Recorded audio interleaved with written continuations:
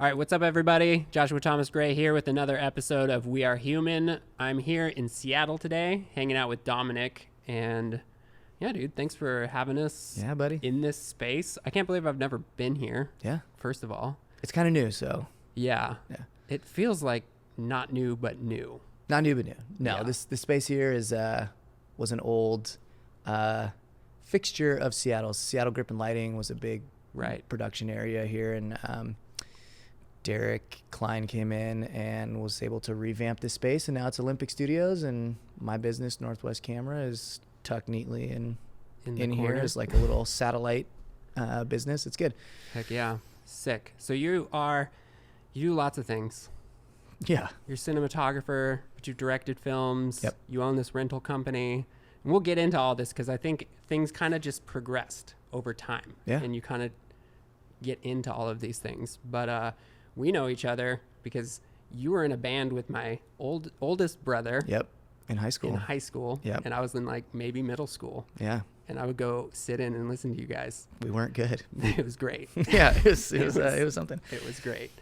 Yeah, so we actually like start from childhood on these. So feel free to go as quickly as you'd like, but the point of that is to get people to really be able to understand where it all started. And when you kind of look in hindsight, it's interesting to see all the dots connect to what you're currently doing. Totally. So yeah, like where were you from originally? So born in Bellingham, Washington, which is like a sleepy little college town. Yeah. It's a good spot. I feel like probably most of where I am is all from Bellingham. It breeds a very creative type of individual. I feel like it's a good spot. But yeah, born in Bellingham. My dad owned his own business. He builds cars, old like hot rods, classic cars and stuff, and worked for the phone company. And my mom did a lot of stuff over the years, but was always around when we needed her. And pretty chill childhood growing up. I feel like my parents were both like not strict, didn't force anything on us, which I felt like gave us a pretty good environment to kind of grow our own personalities and our own interests and kind of run with it from there. Yeah. And so that was nice. How many siblings do you have? I have one sister. Okay. Yeah, she's younger. Younger sister. Yeah. Nice. Yeah. Did you guys have like a good relationship growing up, or did you kind of just stay? I was kind of like a salty bastard when after she was born. I feel like my mom said I was like a real good child until I was like 5, and then I think like, lack of it's like somebody else has come in taking half of the attention away. Dude, we lived in the county too, so like you just get into more stuff in the county. I feel like that is not ideal. So I think I just kind of developed like a negative attitude for a while. And then I feel like once I got out of middle school and into high school, my sister and I started getting really close. Like my parents had got a divorce when I was like 4th grade, I want to say. So like, going through that together, we eventually kind of like went down the same path of like really leaning on each other to, my mom had multiple jobs, trying to take care of us as a single mom. And my sister and I had to look out for each other a lot. So I feel like we got real close after middle school. Did that like register as a kid that it's like, oh man, mom's working like numerous jobs? Were you like did you like actually take note of that and you're like, oh crap, like we need to be more helpful? Or the opposite of just like, this all sucks? I would say, like my mom worked out a lot, and gave us a lot of freedom. And, but it sounds weird to say, but like back then, which wasn't that long ago, but like kids still played outside. Yeah. And there was like neighborhood kids, like doing stuff. So it was one of those things where like, even though she was busy, it didn't register as like, man, there's a lot that needs to get done, because we like had a lot of freedom to just like go play with friends. And it never felt like everything was stacked up as much as it was. Looking back at it now, it's like, oh my God, how did you do that? That would be insane. I just like, but yeah, dude. Dude, like I grew up in Linden, Yep. but out kind of in the county too. So the neighborhood situation, Yep. like I was just always outside, like riding BMX. Yep. We're just like out in the woods, like building forts. And like, what were you doing as like a middle schooler? And once you got into high school, like what? Dude, a lot of the same. It was, so I went to, after, you know, my parents got divorced, we moved to California for a while. I moved back to Linden in my freshman year. So I went to high school in Linden, but, you know, I would always visit out in Linden because my grandparents lived there. So, you know, in the summertime when school was out, we would always, my sister and I would come up here and stay with my parents or with my dad and my grandparents. Yeah. And yeah, man, it was a lot of the same stuff. Like outside, you're building forts. There's like a lot of like woodsy areas. You know, you're out just like building stuff, messing around, football, soccer. You know, there's a lot of like BMX, skateboarding. Yep. I remember when like razor scooters were like hot for a minute. You know, just like busting tricks. It was a good time.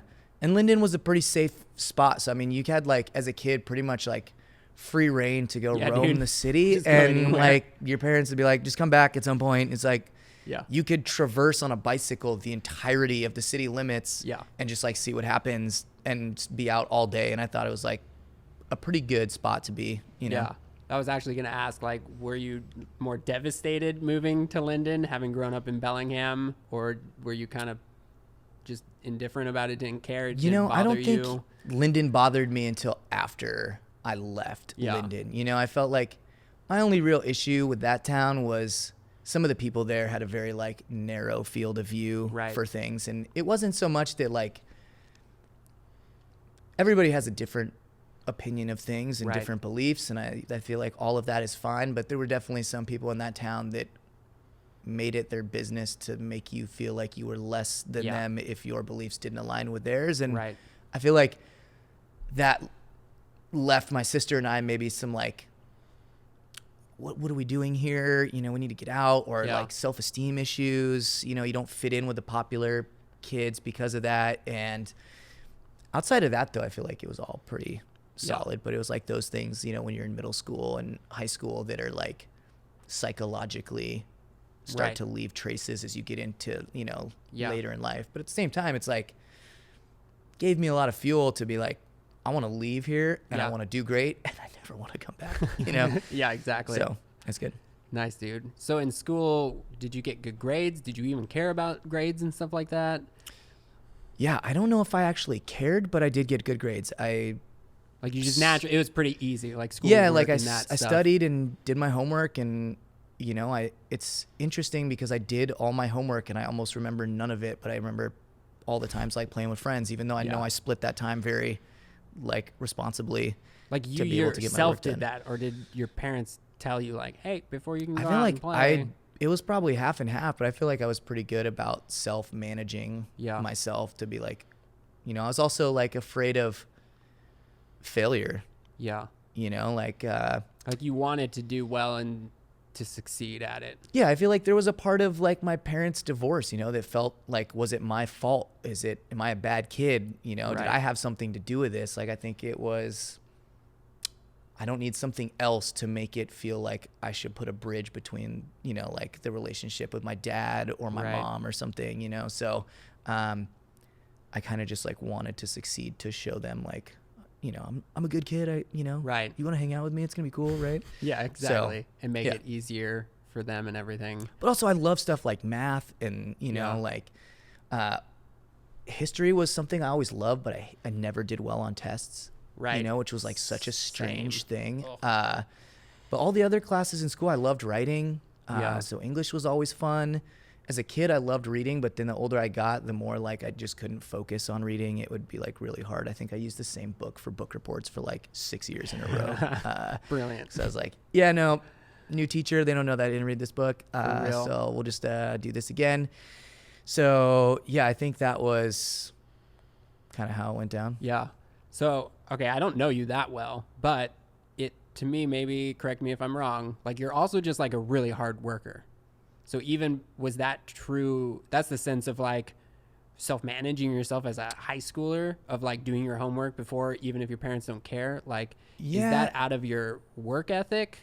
You know, Or I am I don't know, because inferring I something feel like that's I've not? always been like, my mentality looking at me is like, I felt like a freeloader sometimes. Yeah. Like, I don't want to work hard. Yeah. I want to find the easiest way to do something Yeah. and then not have to continue doing it, you know? Right. And like, I don't know if that's a bad work ethic or is just like a exercise in finding efficiency. Yeah. But I would work jobs and they're like, these are how we do things. Right. And I was constantly like, how can I do this Yeah. 15 minutes faster? Yeah. So I'm out of here that much sooner. Like, I don't want Right. to be here any longer than I have to be. Yeah. But I don't want to get fired either. So, Right. you know, I worked a lot of restaurants and had a good time with that. You know, my dad, like I said, built cars, and he had his own little like side thing that he was doing, making car parts. So he would employ us to do Nice. stuff there. So it was very, I feel like, you know, I got used to working at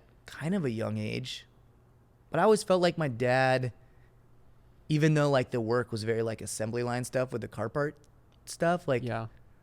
I don't know, there was something like he would always just be like, you know, keep it fun and make it fun. If it's Yeah. fun, you know, it'll be. Is that like his enjoyable. passion? Like, is what he does for work also just something he's super passionate about? Yeah, I mean, as far as I've known him, like, that has been his life, is like Yeah. cars.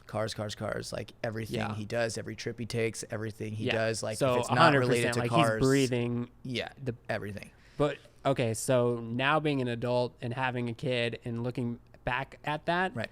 and maybe now you've realized like, oh, most of people's parents are not doing for work what they're passionate about.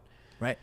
Do you think that had any influence on how you live and the decisions that you've been able to make in your life? Yeah, man, I feel like there's a lot of tangents looking back that were like very similar, that my life is now very similar to what my Yes. view of my dad's life was, you know, as we were growing up. And for a long time, I like had so much anger and was like, I'm never going to do things like that. And then, you know, there's like some things I'm able to control and do a lot easier, and because times are obviously different, right? So Yeah. things just are different naturally. But in terms of business owner and how much time you to devote to that, to like keep going when you're solely responsible for your own income and it's not somebody else is paying you, how much you have to Right. sacrifice here and there between family and friends and work to like make that happen. And it's not because you don't want to be with your family or your friends, but it's, Right. you know, it's stressful trying to provide for yourself and not knowing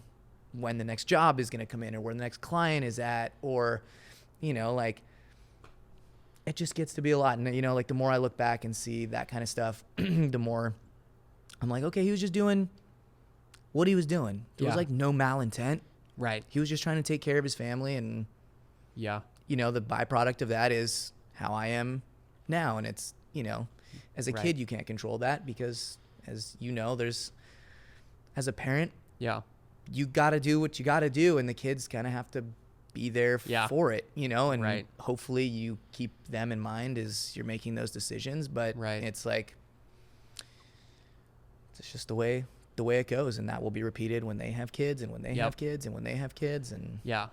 Yeah. So would you say that that was more negative, like because your dad was too busy all the time, or because partly what I'm seeing is like a dude who's like gone off on his own and has done Right. these things for himself, and you had an example of your dad doing something he was passionate about, so a little bit of you, it made it a little more normal compared to somebody whose dad's like a doctor and went to these Right. perfect schools and did all this stuff, and they're like, hey, I'm gonna be a cinematographer, Right. and buy this camera and just start shooting videos for free until I start then making, oh, I made some money. And they're just like, what Right. are you thinking? Yes. No, you can't do that. I feel like it's very different now because, like, my dad worked a day job and then did cars after. Yeah. So, I mean, he was like He was just either out. at work or in the shop. It was like Constantly working. constantly, you know, whereas like I've taken my ethos off of that, Yeah. knowing that like half of his life he really liked, which is the car side, and the other part was he just had to work to pay the bills Yep. and make sure there was like, you know, retirement money and like, you know, Yeah. all that other stuff. So now I've transferred into being like, I've gotten to a place where I can do my job and mostly work from home or remotely. Yeah. So now I can do what I want to do, but also be able to on my free time, well, first I can make room for free time, which I don't think my dad ever had that luxury, and spend it with my kids. And I feel like that's what I've been working for a long time, is to, you know, when I do have kids, be in a place where I can like fully commit to, you know, my family and my career at the same time. Heck yeah. That's sick. Yeah. Dude, so is there anything else in the high school to getting out of high school that you would want to touch on that's important? Video production, in your story? man. That happened in high school. Yeah, there was like a solid video production class. Yeah, dude. In Who was the teacher Linden when High you were School. there? Bob Carson. Okay, yeah. Yeah. Super good guy. And he just probably gave you lots of freedom. Okay, so Or maybe what not. everyone heard in the class was like the Viscom class. I forget. Maybe Yeah, it was I just think that- Viscom. yeah. Like that was the only class where the students could leave during school hours. Yeah. So like off campus privilege. Yep. So like I feel like people would just join the class because Yes. it's like, man, It was an whatever, easy I class. can like get done, or I can like Yes. leave and like go to the park and smoke cigarettes. You know, it's like whatever. Yeah. Whereas like, you know, at that point, like I'd done acting for a little while and I was like interested in that. So like this video production class kind of was like a fun outlet that didn't feel like learning. It felt like PE, but for like the inside of your body. You're like, cool. It's a way to just like cut loose and joke and have fun and like flex my creative muscles in a way that wasn't like I'm sitting at a desk and I need to write something and I'm like typing on a keyboard. So I felt like that class specifically fostered just like so much growth. Yeah. It made me feel so happy. You know, it was like, this is a fun thing to do. And I feel like after I got out of high school and I worked like, you know, like I went to college and then dropped out and then just worked a lot of like restaurant jobs. And I was like almost real comfortable just being like, well, this is what I'm going to do. And, you know, whatever. And then I just like started thinking more about that class and how it made me feel. And then, dude, then it just kind of, my mom sent me this link to this class at Western that was video production. And I like signed up for that. And then that was like, oh, this is sick. This is exactly what it was. But now I'm like way more into it. So yeah, I feel like that class was a really good thing to have. Yeah. That's why I'm like really passionate about programs not cutting funding for arts. For real. You know, cause like, dude, out of Linden, it's so important. Out of that class, you, myself, Evan Oliver, and I'm sure there's some others. Right. We've all been making a living. Right. Full time, supporting families. Dude, off of an elective class. Like off it of was an elective class. It wasn't even like, you got to do this because it's important. It's out of a like small farm town, Linden. Right. Like that's crazy. And I think that's like important because it makes people realize like, you know, you can, if you are passionate about a creative career, it's like very doable. Yeah. That's the thing that so many people don't understand. Right. Is that like, hey, everything you're looking at was created by a creator who gets paid. Yeah. These commercials aren't free. No. So when people are like, how do you make money doing video? And I'm like, do you understand how much video you just consumed today? Oh, yeah, everywhere. It wasn't all made for free. No. In fact, it costs a lot of money to make it. Yeah. So you can make that money if you want to. Yeah. It's crazy. Like, the whole new wave is like making money off of like YouTube and stuff. People are like, you can make money doing that. And it's like, dude, if an 8-year-old kid can open presents or like toys and be like, I like this and make millions of dollars a year. Yep. Anything is possible. I feel like literally now anything is possible. Yep. 100%. It's true. Dang. Dude, that's so cool to hear. Dude, we should like get together and go to Linden and like do something. I'm down. I think it would be encouraging to them. Yeah. Like to see, because I feel the same way. Like it's because of that class that I got into doing all this. Yeah. If it wasn't for that class and the same idea, it wasn't Bob. I took a like different class with Bob, but there, Mr. Dotson was the, he led the multimedia class. It was no longer called whatever that was. And although I don't think people were allowed to leave anymore, Mr. Dotson kind of just let me do anything I wanted. Right. Like he was like, oh, he could tell I was super into it, where it was a pass or fail class. So literally if you made a video, you passed.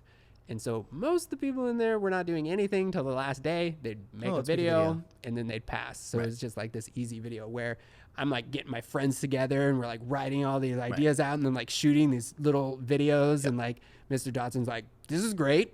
Just do anything you want this whole semester. Yeah. And he would let me leave. So yeah, that was huge because school, I didn't do good in school. Like it was not easy. Like I felt like I wasn't stupid, but then I would get like D's.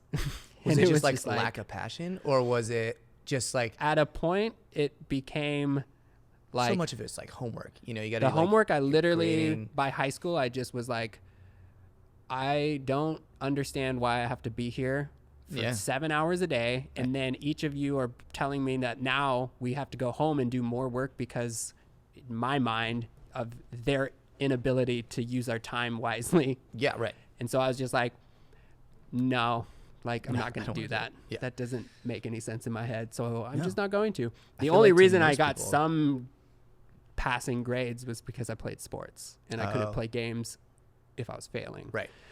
But that was like it. I literally made the decision. I was like, I will put the least amount of effort into this because I feel like you are putting pretty minimal amount of effort. Dude, free time like still matters whether you're young or old. I mean, and dude, sports is a real commitment in high school in terms of like time. Yes. It's like if you're already doing sports and you're doing school, and now you got to do homework on top of that. It's I mean, it definitely does add to like, and I'm not good still at like spelling and writing, grammar, all of that. I'm so bad at. So I basically checked out in middle school on that. I pretty much gave up. I was like, okay, I'm just not going to be good at this, so I'm not even going to try anymore. Right. And so there were those things too. But then it also, I'm like, okay, so these people are getting like A+ on these tests. But then tomorrow I can have an intellectual conversation about the things that we talked about and learned, and they literally don't remember any of it. But they're apparently the smart one. Yeah, man. Tests, I was just like, you know, the grading structure is so to a, you know, like 100%. You got to fit their system. Exactly. You know? And I totally did not fit that. Right. And so it was just hard. So by end of middle school and high school, I just totally was like, all right, I'm not going to play this game, and I'm just going to do, like, I loved school for the hanging out with people, playing sports, like, I was friends with like all the different groups of people, all of that. I love that part. Sitting in a classroom and then like failing a test. I was just like, I finally just got to the point, like my teachers even liked me and they were like, you know, I want you to do better. And I'm like, I'm just not, like, this isn't working for me. Right. And they're like, I kind of understand that. That's fine, I guess. Like, let's just do whatever we can. I'm like, okay, cool. Dude, there's so many, like, you know, there's like the Montessori type schools, which like as a parent now, I'm like learning about all these different types of like schools that exist for different types of learning. I couldn't imagine. Like, how did I didn't even know about any of this. I mean, I will say like anything that's not a public school is very expensive. So I think that's like the trick. Oh, if you want to do it for free, you got to be in this system, or if you want to do it for not a lot of money, like you follow our rules, which you know,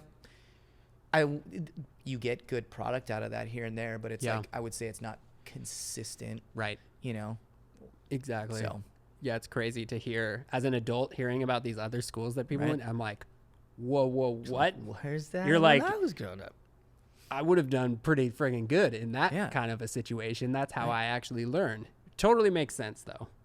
Okay. We could probably talk about that forever. Yeah. But to move on, so did you, after high school, like you didn't own a camera or anything? Okay, so then what happens after or during this time when you took the college class and it was like reignited, what goes on from here? So in between the college class, I've been taking acting classes and I really enjoyed acting. And like I'd always liked writing and I played music. And I was like, okay, you know, if I can produce some content, it's a good way for me to like act in what I produce. Right. Because, you know, in Bellingham, there wasn't like a ton going on at that time. It felt like a good way to just be a part of stuff and have a good time making things. But in the middle of the class, towards the end, like I'd entered some stuff into a couple contests and won. And I don't even know. Like one day I was just like, I'm gonna start a production company and just like open a business. Yeah. Like it was like so impulsive. Yeah. And then once I had it, I was like, well, I guess I kind of got to maintain it. But like once I had it, I was like, oh man, I guess I should have like business cards, and I guess I should like start doing these things so I look presentable. And then I think all of that just like started to play into kind of like how I formed my business, even though it was like a very impulsive decision. But yeah, that was like a lot of it. Just before that moment, had you had any other businesses? Were you had you sold things before? No. Okay, so this just randomly just happened, and then you just dove right in.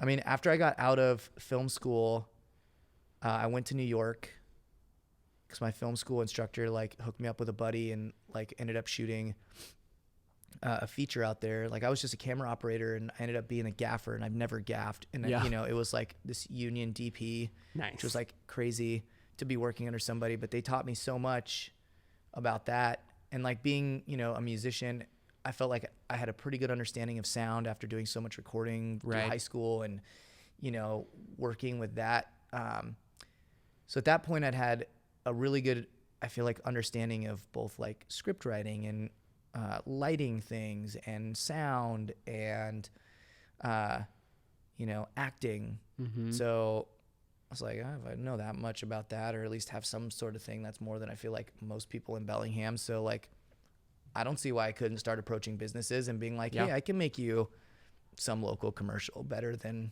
you know, the Comcast people can do it for you. Yeah. You know? So yeah, it was just kind of like, let's see what happens. I mean, it's either this or I'm going to work in restaurants forever. Right. And the thought of that, seeing other older people working in restaurants, it was like, I don't know. Nope. I'm not going to do that. No.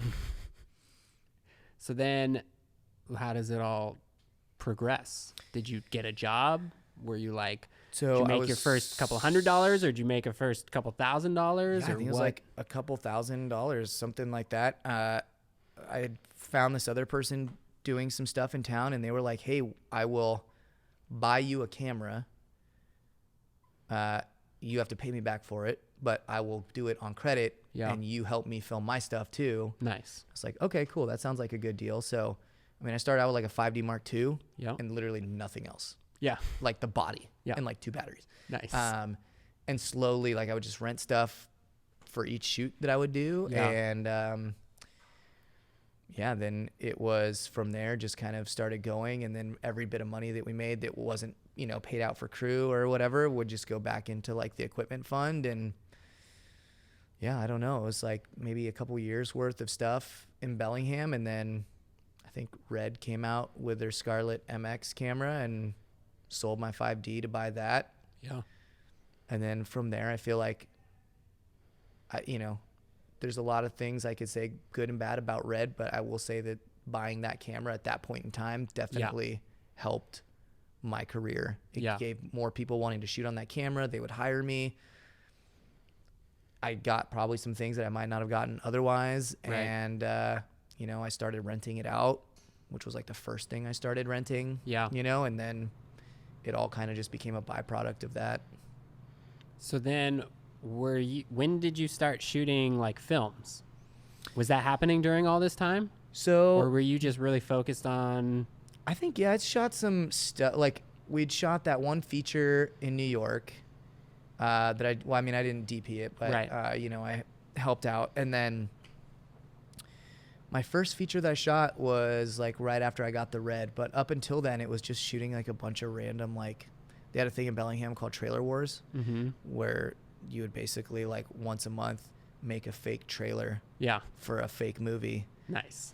They'd give you the premise and then you'd just like do that, and then they would show them, and like we had a good time and we won a couple, and it was a blast. And started doing a little bit more narrative content. And then I don't think I shot my first movie until like 2012.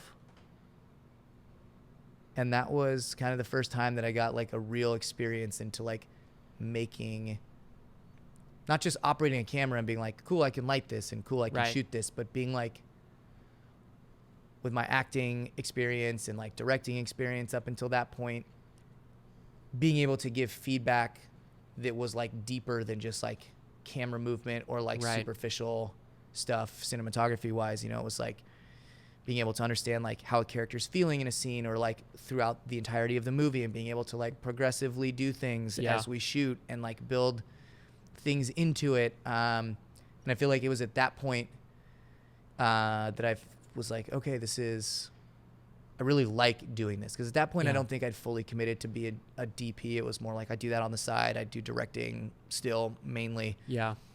And then once we did that, it was like, man, this is like so much fun to try to like play with people's emotions and tell a story with something as intangible as a camera. Yeah. Because in all essence, it's just you're recording what's in front of you. Right. But your feedback on how you do that can drastically change how the viewer perceives this. Like, you know, you could have a whole lead up to one image and then have a completely different lead up to the same image. Yeah.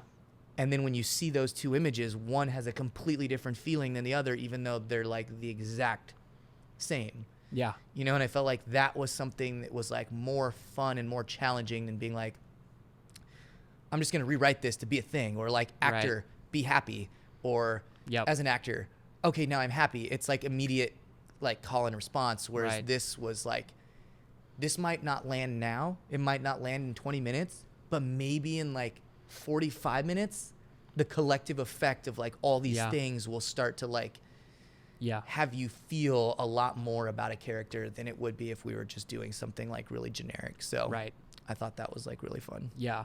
Dude, that's what's so insane about video. Right. Is everything that you just said. Yeah. You said dude, so passionately, like, because that's the fun that's thing. What it is. But then it's so friggin' hard too. It is. Yeah. And, every single element has to hit perfectly. Otherwise your brain completely checks out and it ruins that potential moment. Yes. Like literally everything, the lighting, the color, the sound, like every single element of it has to be perfect. And fortunately and unfortunately, like the only thing we've ever seen up until just recent history is high production stuff. Right. So we're very used to insanely produced video content. Or that is the norm. That's the norm, right? And so when you see something not good, it's just like, oh. And then you like try to make something and it's just like, it doesn't feel good at all. No. But when it does, when you have those moments that you've made, it's insane. Yeah, it's so crazy. There's like few things that can like make people like weep and cry. Like music can do that, and like maybe some photography has done that for some people, but like video makes people feel so deeply. It really does. Like, I mean, we know it from all the like Netflix documentary films that people just like literally changed their whole entire worldviews because they just like watched. But it's like, in essence, like that was just a really amazingly put together film. And so like even like Disney movies are making people weep. Dude, every time. We watched this show the other night on Amazon. It was like Modern Love. Mm-hmm. It's like the first 2 episodes are like, look back at my wife and I'm like, are you crying too? I got a tear, you know, where it's like, dude, I can't remember the last time listening to music that I like didn't listen to it just because of a mood I was in. Like I'll pick a mood that I have, I'll listen to music that reflects that. I'm not like, I don't know. There's something about film that's just so much easily relatable to your own personal experience that it just immediately is like, oh my gosh, you know, the older I get, the more I'm like able to let myself succumb to those feelings and just feel the emotion that it's trying to like send my way, which makes it even more, you know, it's like women are okay doing that. I feel like for the most part the whole time it's like, man, I've been missing out. Why am I programmed like this? I know, right? Why did I have to wait so long? I know, right? It feels so good. I want to cry more. Yeah, come on, let me have it. Dude, yes. Like that, like how passionately you were talking about the process of storytelling essentially that's like exactly it, to then have that get experienced by other people. Like we can from nothing create something that emotes feeling and makes people think, and like that is what made me just be like, because I was doing photography. High school I did the video class, got me into video, then I realized nobody actually wants to do video. And then I saw someone taking photos and I was like, oh, like I could do that by myself. I don't have to have other people that if they're not into it as much as me, like then everything we make sucks. So I hopped onto photography, but then I got sucked back into video because I couldn't get away from that like feeling of like, this is really powerful. Like if I could get good at this, which it's been like 10 years and I'm still not that good at it, it just takes forever to get good at it. Right. But it's just now getting the point, and I'm finally now like delving into like where my voice is. Like how you're talking about, like you made a couple films and stuff. Like I just never gave myself time to do that. And finally now I'm looking at doing that, and I really want to start developing like my voice in this crazy opportunity that we have, where it's like, we know how to technically do all of it. Right. And now there's the internet, and half the world is holding it in their hand. All the time. And most people are like consuming video content. It's like all these things are colliding, and it's like, oh dang, okay, I should start working on that. Yeah. And like, I mean, reaching people is good. Connecting with people is good. Right. You know, creating things for people is good. I just, I don't see a negative to there. Yeah, exactly. There's no negative. Yeah. It's just getting out there and doing it. All right. So moving forward, what is like, unless there's important things that happen during that time of just kind of like head down, just kind of doing it, and like things are just happening. Because I'm assuming during that time you weren't thinking like, oh, I'll have like a rental shop and I'll like be okay. Yeah, right? dude, I like lived with my mom. I drove this busted ass car. Yeah. I like rode my bicycle to as many places as I Right. could. And I was actually kind of okay with it. You know, I like knew that it was for a bigger thing. Right. And it was kind of just all like evolution of, you know, if this is happening and this is making me some money, like here's new things I can expand on. Here's new things I can try. And yeah, it's just kind of like one day at a time, new opportunities arise. And I feel like, you know, it's like, what is that saying? It's like, you know, you miss every opportunity you don't take. Right. And it was like, I mean, I should just be like trying. It's not like, hey, let's just like YOLO out. But at the same time, you know, it's like you were here's something trying within all my the reach. things. Let's like experiment and see what you can do. And if it works, it works. If not, you know, don't go all in on it at first. Test the water, you know, be smart. But, you know, take advantage of it. You do, you know, get one chance while you're still young and able-bodied to like work hard. Right. You know, so it's like, let's do it and see. Yeah. See what we can do. And then it just kind of has progressed to what it is now. Yeah. And I think in a pretty positive way. I really enjoy what it is, and I'm able to help support my family. And I don't know if I could ask for much more than that. You know, I love my work, and it allows me flexibility. And yeah, great. I don't know if I'd do it any other way if I had to. Yeah. So what, like, in that last couple years has been like the most satisfying thing that you've done? Is it part of the business? Are you super into that? Or is there some project that you worked on that you're stoked about? Or yeah, man, a couple years ago, like me and my buddy Jerry co-wrote and co-directed this movie, like a full feature. And, you know, luckily with Northwest Camera, we had a little extra revenue coming in, so we were able to fund that into the movie with the help of a good buddy of ours, David. And you know, it was for the first time where me and a buddy got to take a story from the start, have full control over the story, the actors, how we want to shoot it, where we're going to shoot it, and kind of really do something fun. And we just sold it to distribution, so it'll be coming out in January. And I mean, it was a very stressful and like overarching project that has taken like years to complete, but at the same time, it has taught me so much about things I would do differently, things I wouldn't do again, things I'd love to do again, you know, where my passion like really is. You know, if all I had to do was make movies like that, how long could I actually do it before like my body's like, I don't want to do this anymore. You know, it's like in the right situation, I feel like, it was like really worth doing. And then, you know, during the time we were making that movie, I met my wife, and, you know, we had a kid who will turn a year old next week. Nice. So, everything changes, man. It's like, for so long, all I wanted to do throughout my 20s and my like early 30s was, I'm going to move to LA. I'm going to like get on some show. I'm going to like shoot this movie. And like everything I was doing was like, to get to heading that direction, you know. I was like, that was the goal. I want to be on these shows. I want to like use my passion to like go and do this stuff. And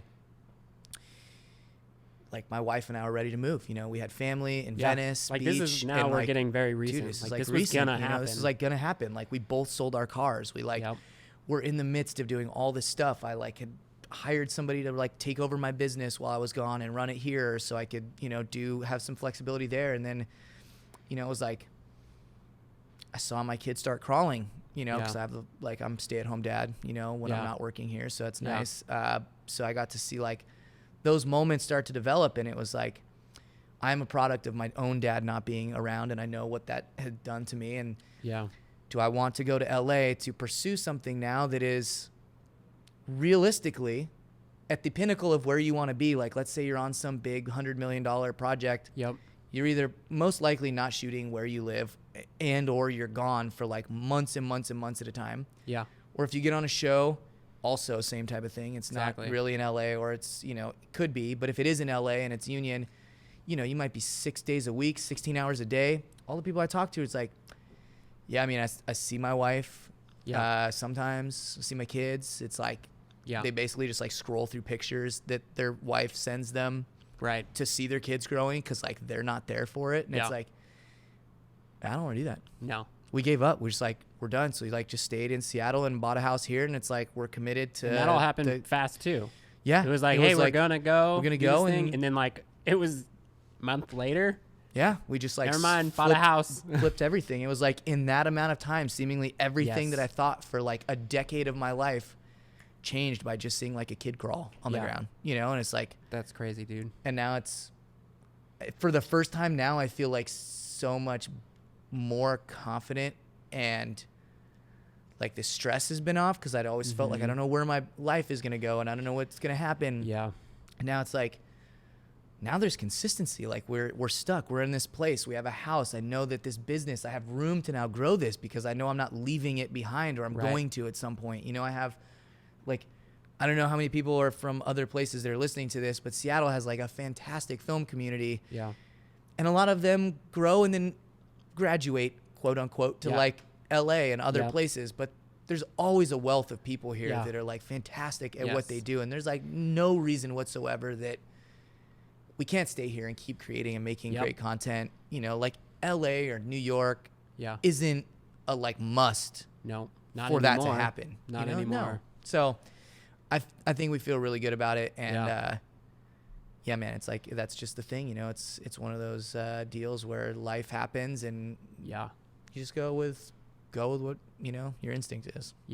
But dude, you're in a friggin' sixth spot in life right now. I feel pretty good about it. I mean, you know, if you would have asked me where I was going to be when I was like, you know, cooking ribs at the Nut House Grill in Linden, you know, this is probably about as far away from what I thought, you know, I was going to be. So that to me makes me feel very proud of myself, you know, because it wasn't some handout. It wasn't some this, you know, it's like hard work and really spending time to get to know people and put your, you know, stuff in and research and be smart and care about yourself and care about others. Like, you can go a long way if you're, you know, use what you have. Because like when I started, I really did not have much of anything. I mean, it was like, you know. Exactly. And now, does it kind of feel like you're just starting though? Because the big idea of being a $100 million budget film and stuff like just kind of withered away in the light of this amazing moment that happened in your life. And then you're looking around and you're like, this is awesome.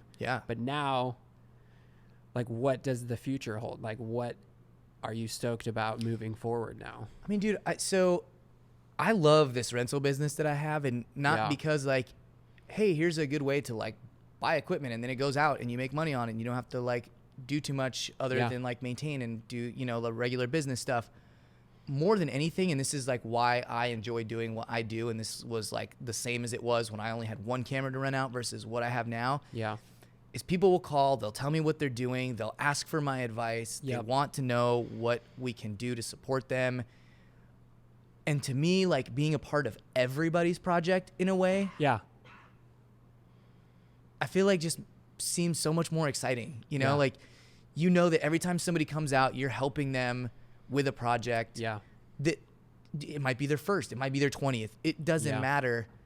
They get to make it and show it to their friends and family and like help grow their career. Yeah. And I feel like, to me, that is the more exciting part, is being a part of everybody's growth, not just mine. Yeah. And like, I don't know, I love my rental business and I love being able to see what everybody is doing and watching everybody grow. Yeah. And then, you know, when I get cool opportunities on the side, I get to take stuff that I really want to do. I don't feel so compelled to be like, man, I don't have anything going on. I like have to take this job. I get to be a little more selective, which I feel like overall makes me feel a little bit better about, you know, what I get to do. Yeah, dude. And that's something I didn't say, which I wanted to say, which is that you have been somebody, at least for me, being in the area, Bellingham area, and knowing lots of the Seattle people, like, you seem to be so present in the community, and you're such a approachable person.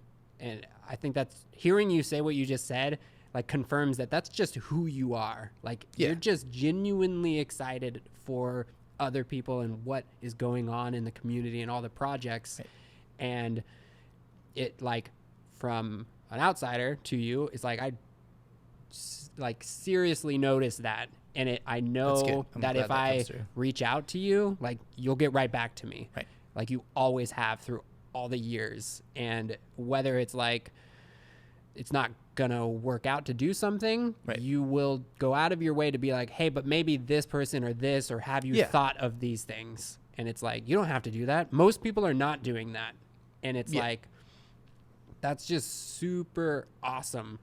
And I think you've really put yourself in the community a lot, where a lot of people see you in that light, which then just naturally kind of came into, well, now you have a rental company and all this stuff. So, well, that is perfect. Right. I mean, it's great now because it's like, you know, there's like Shoreline Community College and there's like a few film festivals. Like, it's great having an asset like a business that I can donate rental packages and things to like college kids who, you know, like, they probably when they get out might not have resources to rent this stuff. And it's like really nice to be able to donate some stuff to them to like use some industry standard gear. Or, you know, like the 48-hour festivals are so great. I try to like sponsor them every year. Yeah. But it's like, here's a bunch of scrappy filmmakers going out like in 48 hours making something, you know, some of them are better than others based on like what people have access to or experience. But at the same time, somebody who just, you know, they judge them very fairly, and like, you don't necessarily have to shoot on the best camera or this and that to get like a winning project. And it really showcases people with talent. And I feel like it makes me really happy to donate to like prizes to winning teams that, you know, for their next one, now they have something to work with that they might not have had before. Right. Now they can go out and like have a cool thing that they can like really send out to a festival and like put the polish on it, you know, that needs to be there. Dude, that part just makes me like super happy. Yeah. That's sick. Yeah. Dude, is there anything else that we should touch on? Are there any things, maybe you should talk a little bit about what your rental company is and stuff. And for people, if they are in the Seattle area, what could they use? So the company is Northwest Camera Co. And we basically just rent out production equipment. So, I mean, we have cameras and lenses and all kinds of various like camera support, you know, tripods, follow focuses, video village type stuff. We also have a lot of lighting, a lot of sound gear. You know, the whole goal is, if you want to shoot something, you could realistically just get everything here and away you go. You know? Dude, yeah, and we just did a personal project, and we rented the anamorphic lenses that you have, and they look good. You ruined me. Yeah, they're fun to shoot on. I want to shoot so much more with those lenses. They're good. It was so sick, but yeah, it's like, it's hard for me as a DP because now all the stuff that I have, you only really get to shoot on one set of lenses for like a commercial or exactly. You know, so it's like, man, I have all these sets now for the business. Yeah. What do I want to shoot on? It's like kind of stupid sometimes in the way of like, array of well, it's been a while since I've shot on the CP3s, and I start like finding myself almost making decisions based on like what I haven't shot on in a while, and I'm like, wrong approach. Okay, back to like, what's the content? What does it need? That's what we go with. But you know, it's one of those things where it's like, I just miss those lenses, like I want to shoot on those, or like this camera body, is like a fun one to shoot on, it's like that kind of stuff. It's good. The only other thing that I'll say that would be fun to talk about is we're about ready to launch a new web series that is going to be fun. So Northwest Camera Co. is basically putting on this web series that is going to be a more or less like a gear review video, but something better than what is out there for the most part. It's like, it's not going to be generic test footage, Right. like each one of these episodes that we're showcasing, like a camera, a lens package, different lights. Each one of these episodes will have a pretty high production value short film built into it. So Right. if you're to buy this stuff, you can realistically see the best version of what this is going to look like, because the worst version of every camera almost looks the same, but it's when you start seeing the best version, it's when you can start seeing like what does and doesn't work on different, cameras, lenses, lights, all that stuff. And then a really in-depth behind the scenes look at all the equipment being used on set, which I feel like is commonly left out. It's like, how does this handle when you go and shoot like one person on a beach by yourself? It's like, cool, no big deal. Yeah. How is it when there's like 20 people touching it? Stuff is coming on and off all the time. You're in like crazy temperatures, you're like weather, all that stuff. Long takes, long runs, how does it handle in shooting condition? In real life. And like that is important. I feel like that's kind of what we want to convey is, real world, real stuff. And also the other thing is, like we were talking about, community based. Each one of these short films, we're trying to partner with up and coming writer directors in town. So we don't have to do all this ourselves, but we also give a platform for up and coming artists to like have something well produced that, they might not have had in the past. So I think we're really stoked on building some of those relationships and, giving some artists out there a time to shine with some fun projects. Heck yeah. Is that going to be on YouTube? Yeah. So most likely YouTube is where everything will end up. And then, will it be under that name? Or I don't know what the name will be yet. So the best way for people right now is what, Instagram? Yeah, you can follow Northwest Camera on Instagram or Facebook, and then there is a subscriber page. Like we have a YouTube page as well, so if you subscribe to that, it will be on that page for Northwest Camera Co. I don't know what the title is going to be yet, but we're hoping to have something out before Christmas, just in time to get a product review in so you can go buy it. Heck yeah. Because that will make the manufacturers happy and me as well. Heck yeah. Because you're going to be getting to review some products that aren't yet out, but when you drop it, it's going to be like a brand new thing. It'll kind of be like, some of them will be out, some of them will be kind of like reveals, like first launch footage of stuff. So we're hoping to develop a lot more of those connections as well. Also just give real world feedback on if products aren't in the final stages of development, being like, here's honest feedback, on a real set, what works, what doesn't work, and if that's too late, cool. If not, here's some good feedback, Heck yeah. So dude, that's going to be so sick. Are you committed to like a year of doing this, 2 years? Have you even thought about that? Right now we've got like 4 episodes planned out, which each episode will technically be 4 episodes. So each short film we shoot we're basically going to take a different set of lenses, a different camera, and do individual episodes based off of the same one. So we've got 4 short films, which will be 16 episodes. Perfect. Currently. And then after that, it just kind of depends on what product is coming out. We'll try to test everything we can, but obviously at some point there gets to be a point where the market's just kind of stale. So, we'll do as much as we can to do the stuff that people are like really interested in seeing. So, nice. Sick. Any other things you'd want to say before we end this? Oh, things I want to say. Anything about anything. I mean, dude, I'm excited that you thought of me to be on this, and I hope, I've seen the people you've been talking to, and it's got to be a fun experience for you, learning also just hearing so many people's stories, and it's fun. That's part of the like documentary side of things that I really like, as a shooter, is just being exposed to so many different people's stories. It's keeps you grounded, and hopefully you feel good about all the stuff you're doing, because you've come a long way since I first saw you do stuff. So it's good to see somebody on a similar trajectory in the business. It's nice. Thanks, man. Yeah. Awesome. Thanks. I think that's it. Yeah, good. score. That was Party great. on. Well, thanks again. Thank you. Yeah. Later. That's it. Bye.